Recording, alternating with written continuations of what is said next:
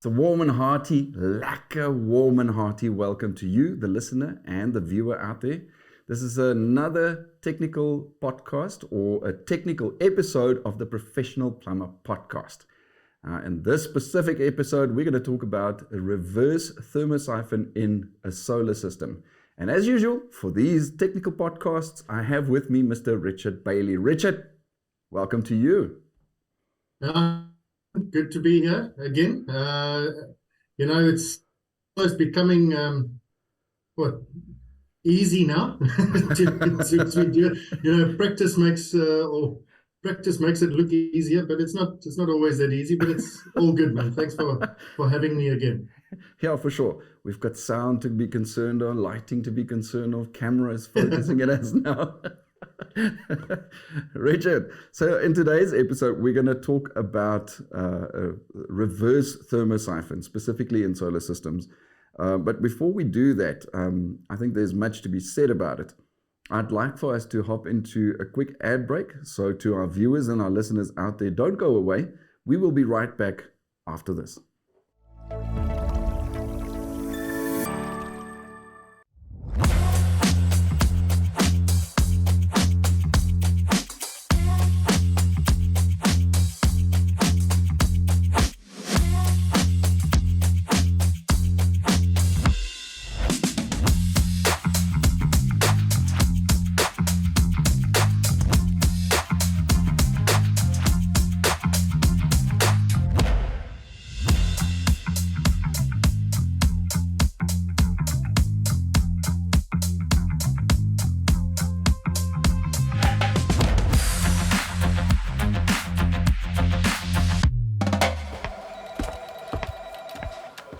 Good day. How can I help you? Hi, I'm here to log in my COCs, but I seem to be having an issue with my computer. No problem. But did you know that you can log your COCs using an app on your cell phone? Oh, what app is that?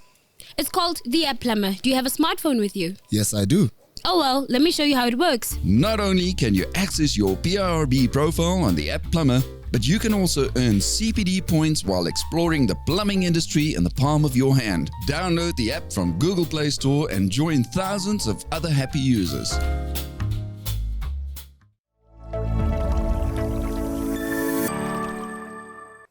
Welcome back. You are still tuned into another technical episode of the Professional Plumber podcast. Now, my name is Willem. I am your host, and I have with me, as usual, for these technical podcasts, Mr. Richard Bailey. Richard, just before we went into an ad break, I said that the topic of discussion for today is reverse thermosiphon in solar systems. Now, I think just to start off and just to sort of, I don't know if I want to call it refresh people's, their memory about thermosiphon, let's talk about thermosiphon itself and explain to us just what that is before we actually get to the reverse of thermosiphon. Yeah. 100%, Willem. I think, to understand reverse thermosiphon, you need to understand what the term thermosiphon is referring to certainly specifically within a solar system. But broadly speaking, thermosiphonic action is a means or a mechanism of what they call passive heat exchange. And it is a natural phenomenon found in nature. And it relies on the natural convection. Now, you can think of convection in sea currents, in air currents. All of the winds that we experience as a weather phenomenon is as a result of convection and thermal differences between bodies or masses of air, exactly the same. So thermosiphon action, the only difference between thermosiphon and thermal action in atmosphere, for example, is that the word siphon means that it refers to a bit of a closed loop rather than, an AFC. So it's a term used in many sort of systems and many of them man-made. And it relies, as I said, on the characteristics of water, in this case, what we're talking about, and specifically the characteristics of different water at different temperatures. So water that is hotter will be less dense and therefore lighter, and water that is cooler will be more dense and therefore heavier, and it will tend to want to sink down and displace the hotter water, and the hotter water will migrate and find its way to the top, and the cooler water will always want to be at the bottom. So that's what we would call thermosiphon, and that is the basic description of what it is, and then we can start to take advantage of it within our systems. All right, Richard, so I've listened to what you've explained about thermosiphon, and it's about the displacement of the different densities of water because of one being warm and the other being cold, and that displacement or movement. I also heard you in your just when you were closing off your explanation thereof, you used the phrase, it's then that we can start taking advantage of. So if I understand it correctly, and you can correct me if I'm wrong, is it that the natural movement of water then is responsible for heat transfer as well? Is that how we can take advantage thereof? And if it is responsible for heat transfer, how does it work? Yeah, quite right, Willem. So let's stick with the term thermosiphon. So in a thermosiphon system, you have a solar collector or a panel which is lower in elevation. It's below the tank. It's underneath the tank, and the tank is on top. So in a thermosiphon system, we said that cold water wants to be at the bottom and hot water wants to be at the top. So we want the hot water at the top, so we put our tank at the top. So through that closed loop, we will have the loop connecting these two items will have one part going to and one part coming from, and the natural displacement of the cold, dense water will want to migrate downwards into the collector. It then gets heated by the sun, and as it gets heated, it gets less dense and hotter, and then starts to be displaced by the cooler water coming down, and hence that circuit or that flow is started, and it continues to gather momentum, and it continues throughout the whole day as long as there's sun shining on that collector. So that is how a conventional thermosiphon system will gather and store heat, taking advantage of the natural thermodynamics within a fluid system. And we've closed it, remember? So we've closed that loop. And so we've contained it, and we've taken advantage of a natural physical law. All right, so that clears up the meaning of, and it gives me as a layperson a better understanding of thermosiphon. What exactly is, because the topic of today is, today's discussion is reverse thermosiphon. Yeah. I'm not sure whether that is a good thing or a bad thing, because it sounds to me as if thermosiphon is a good thing. So what is reverse thermosiphon? So let me just say this, that in nature, there is no such thing as reverse thermosiphon. Thermosiphon is thermosiphon. You will always find the hot stuff on top and the cold stuff on the bottom. The reverse part of it is what we term, the human beings put a term to it, and we've got a certain solar system that we say, well, now it's reversing, but it's only reversing because we don't want it to be that way. And that is a system whereby your tank or your storage and the collector have swapped positions. So now all of a sudden your collector is above the level of the tank, and this is sometimes necessary in systems where, homes, because of the design of the home, you can't put a tank on the roof, or don't want to see a tank on the roof, or whatever the case may be. Your collector is higher than the tank. And so if you allow the natural thermosiphonic action simply to take place, you can imagine all of the hot water is sitting in the panel, and all of the cold water is sitting in the tank. And so that doesn't work. So what we have to do, we have to still allow the heat gathering from the panel, but we have to force that heat into the lower tank by means of a pump. And we pump it, and we keep it there because the pump stops, and then it allows it to keep it there, and that's all good. So we gather heat during the day, and our tank is nice and hot. But now nighttime comes, and with the pump switched off, even though it's switched off, there's still a pathway for water to flow past the mechanism of the pump, and the reverse thermosiphon, natural thermosiphon takes place, but it's the reverse way in which we want it to be for the system. And what happens is all of that hot water migrates to the panel. It's cold outside because it's overnight.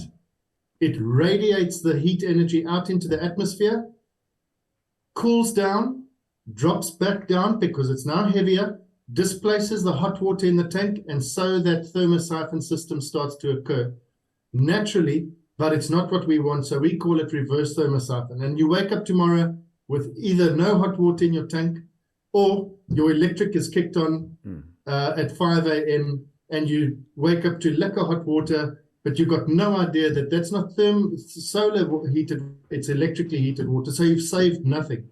So hence, it's a very bad thing in a solar system. All right. So that's reverse thermosiphon. So the crux of it is that it's not a good thing. It's the reverse of what you actually want. But Richard, certainly there must be ways to sort of, I want to, for a lack of better terms, call it to combat it or to prevent it from happening. But just before we get into those details, because I'm sure that our listeners and our viewers out there are waiting for the exact same answer. How do you prevent it from happening? What can be put in place, or how can it be prevented?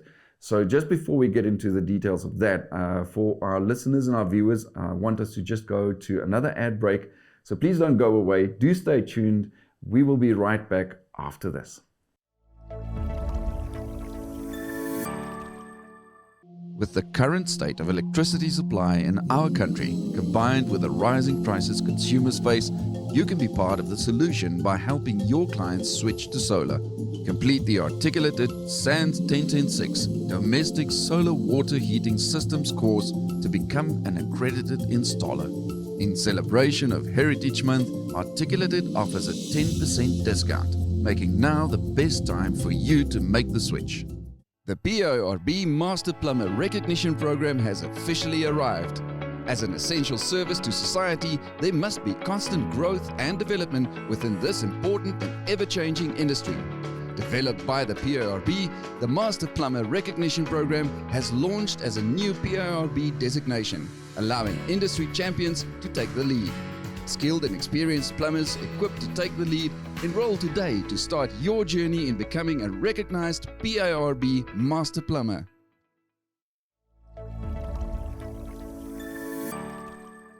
Welcome back. You are still tuned into another technical episode of the Professional Plumber Podcast, hosted by myself, Willem and Mr. Richard Bailey. Usually for these technical podcasts, we're discussing reverse thermosiphon in solar systems. And just before we went into the ad break, we discussed what thermosiphon is itself, and then what reverse thermosiphon is. And we discovered the fact that reverse thermosiphon is actually not a good thing. It's not something that you want in a solar system because it defeats the purpose, and it's sort of just a waste of having spent that money installing an expensive, a fairly costly system. Richard, just before we went into the ad break, I mentioned to you that surely there must be something that can be done, or I have a question to then shoot to you. Is there something that can be done to prevent this, to sort of stop it from happening? It's very simple, Willem. Absolutely there is. Otherwise, we wouldn't have pumped solar systems because they would be redundant. So yeah, absolutely there is. There is the 100% foolproof correct way of doing it, and then there is the perceived correct way of doing it. And there, I just want to touch on something called heat traps. A lot of installers think or assume that heat traps are going to do the job. What a heat trap is essentially, if I can just draw it with my finger, is instead of the pipe just going from point A to point B, it goes from point A to point B and then does an upside down U and carries on to point D or whatever the case may be.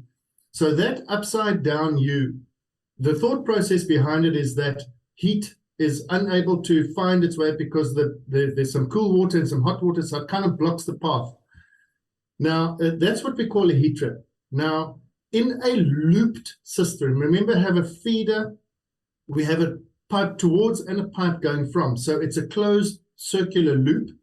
You have pressure from a positive sense and you have a negative pressure in this loop. So those two combined pressures easily overcome most cases easily overcome that heat trap. And the heat trap then becomes ineffective.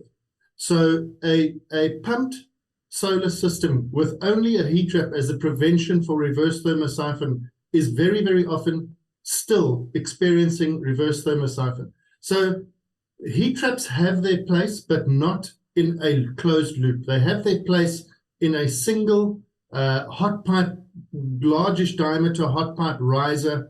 And if you're having thermosiphonic losses within the pipe, because that's possible, you then loop that pipe into an S and it stops that dead because it's one pipe. You haven't got a return. So heat traps have got their place. But in a looped system, you want to put a mechanical barrier, and that is a spring-loaded non-return valve, which we install. And the best place to install that is right next to the pump, whether it's upstream or downstream, doesn't really make much difference. Put it right next to the pump, because now it is between the two shut-off valves that you have to put either side of the pump in any event for servicing of the pump.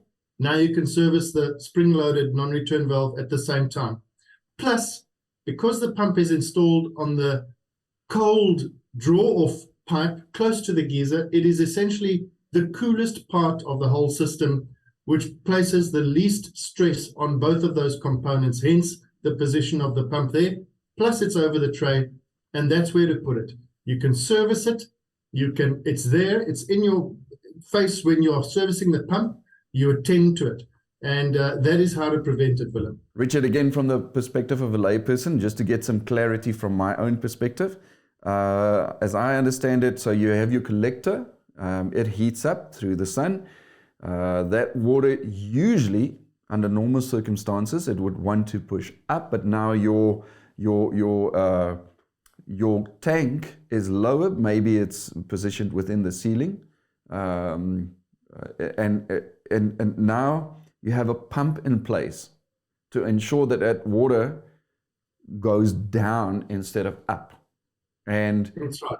You put a spring-loaded non-return valve in place just next to the pump, and also between the pump and the shut-off valve, and that stops the water from going back into, because it's warm now. It wants to go out of the tank back into the collector, and that is the way that is the most effective way to prevent reverse thermosiphon. Yes, but it must be said, Willem, that it needs to be serviced and cleaned and checked regularly. So you can't it's not just a put in place and forget.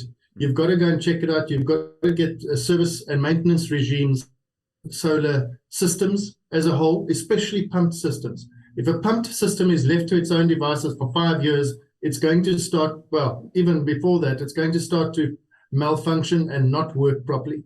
You have to you really make sure that the client understands that this is not just a plug and play. You have to be back there once a year to clean, to check, to rectify, to descale, perhaps replace, etc. That is vitally important. But yes, Willem, you've got it right. That's the mechanical spring-loaded non-return valve allows water to flow in one direction, but not the other. And within a loop, that means that you're keeping the hot water where it's supposed to be and the cool supposed to be. So yeah. Richard, I want to get back quickly to what you said about there's a perceived way, and you spoke about heat traps that do have their place in some systems, right? But I found it very interesting that you said that there's a perceived way, because that just reiterates the fact that installers may think that they know the correct way of doing something, and at the end of the day, it's a perceived correct way of doing something, and hence the importance of checking things like the requirements of standards and how things should be done correctly according to standards. Hence the importance of even perhaps taking a proper course to become an accredited installer. I mean, there is, what was that? Is it the 10.10.6 solar installation course? 10106, yeah. Yeah, the 10.10.6 solar heater installation system course, or solar heater system installation course. I mean, for people out there, just to understand the importance of the fact that, number one, your work should be compliant to the requirements of the national standards, the applicable national standards. And number two is those standards make, the requirements are there to make the thing as optimally functioning as possible. And absolutely. Hence the importance of things like those courses, hence the importance of going back to your requirements of your standards. Yeah. This is telephone syndrome. We've all experienced it in our lives. And unfortunately, in many trades, and especially trades where CPD is not, and let's talk about it, where CPD is not a across the board requirement. You have this broken telephone, and people get educated via this telephone line. And this telephone line's origins somewhere in the distant past. It is convoluted to a point where it is, and manipulated to a point where it is just being, we've designed it to what we want to hear because it's easier. And the fact of the matter is that a thing like a heat trap in a thermosiphon, in a pump system will not work. So Willem, there are some instances where it is shown to be functional and it works just fine. But there are those other instances where it doesn't. In other words, it's not 100% fail-proof. In other words, it is not it's not something you can use to say, well, this is the solution to all. It isn't. Rather be safe and put in the mechanical non-return valve, the spring-loaded thing, because you cannot throw a blanket over every single installation and say a heat trap will work for all of them. You might have experienced one or two that it did work for. That's great. So have I. But it doesn't mean that it's a solution for everything.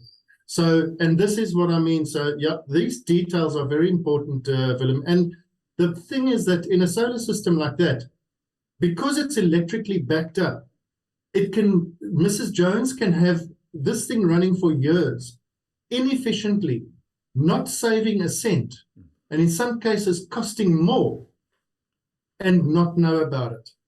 And you've got to ask yourself the question, well, is that fair on the consumer? And is that the type of product that the plumbing industry wishes to give to the consumer? And is this our legacy?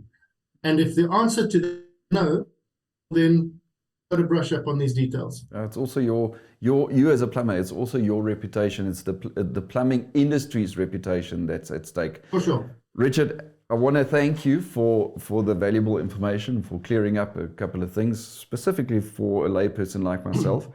I always say that I learn a lot from these technical discussions that I have with you.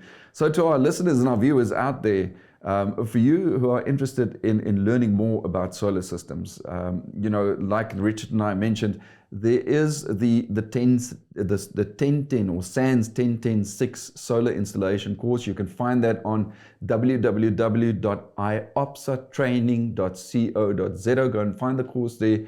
Become an accredited installer. Solar is becoming more in demand, especially with the crisis that we have with load shedding and electricity failures in supply in South Africa, and electricity costs that are rising and rapidly rising.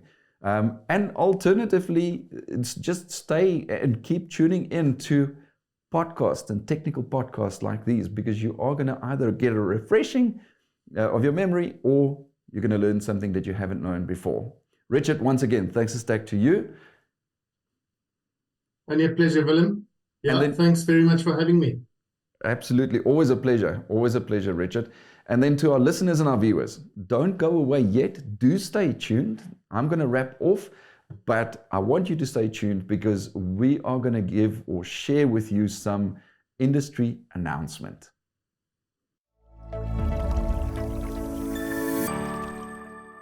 IOPSA invites you to join them on the 22nd of September 2022 in Margate, KwaZulu-Natal for their IOPSA KZN Training and Plumbers Evening. The PIRB is proud to announce that this year's Champions for Charity event has raised a total of 71,767 Rand toward charity, and would again like to thank every participant, donor, sponsor and contributor. Be sure to form part of this awesome initiative in the coming year. The PIRB's Plumbing 101 show is now also another CPD activity through which you can earn CPD points. Make sure to tune into episodes of this show and correctly answer the applicable quiz to earn some CPD points. As you know, the PIRB loves to interact with the plumbers, and they are constantly thinking of new ways to keep this interactivity going. The PIRB understands that there is a lot of lingering questions that plumbers might want clarification on regarding the plumbing industry and the PIRB as an organization. They currently offer a variety of platforms through which plumbers can stay in touch. These include the PIRB's annual roadshow and their customer care survey. In addition, the friendly staff at the PIRB office are always willing to assist plumbers with any queries or questions. Today, the PIRB is proud to introduce yet another interactive platform to assist plumbers that are unable to engage with them on any of their other platforms. They proudly announced the launch of their brand new show called On the Couch, which will bridge this gap. This exciting new show will be launching in October. For more information about this show, or to raise the specific questions that you would like to be addressed on the show, please send your questions in writing to communication@pirb.co.za. That's communication@pirb.co.za. If you would like to be featured on the show, you are welcome to send us your questions in video or voice note formats to our WhatsApp number at 079 833 6930. That's 079 833 6930. We look forward to meeting you. And finally, it's time to announce the winner of the latest round of the PIRB's article writing competition. The winner is Neville Sinkin, who wrote about franchising in the plumbing industry. Not only has Neville's article won him an awesome prize, but it will also be published in the TMP magazine on App Plumber to earn him a whopping 4 CPD points. Be sure to enter the next round of this exciting competition.